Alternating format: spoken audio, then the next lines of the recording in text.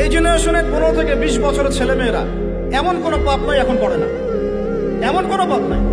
মাদক থেকে শুরু করে মেয়ের সাথ ভোগ করা পর্যন্ত এভরি সিঙ্গেল থিং তারা তো করে ফেলেছে। আপনারই ছেলে, আপনারই মেয়ে, আমারই ভাই, আমারই বোন। আর এই জেনারেশনকে নবী সাল্লাল্লাহু আলাইহি ওয়াসাল্লাম, সাহাবায়ে কেরাম, তাবেঈন ইজম, 4 ইমাম, মুসলিম উম্মার বীরত্বের ইতিহাস, সালাউদ্দিন আইয়ুবী রাহিমাহুল্লাহ, নুরউদ্দিন জঙ্গি, মুহাম্মদ বিন কাসিম, তারেক বিন জিয়াদ, এই নামই তারা জানে না। এই নামই জানে না তারা।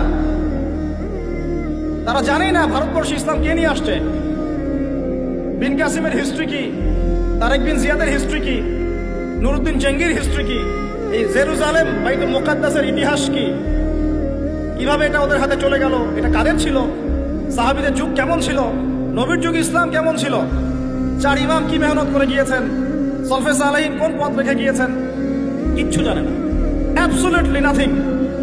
বিগত 30 থেকে 40 বছরে আমরা এই জেনারেশনটা তৈরি করেছি।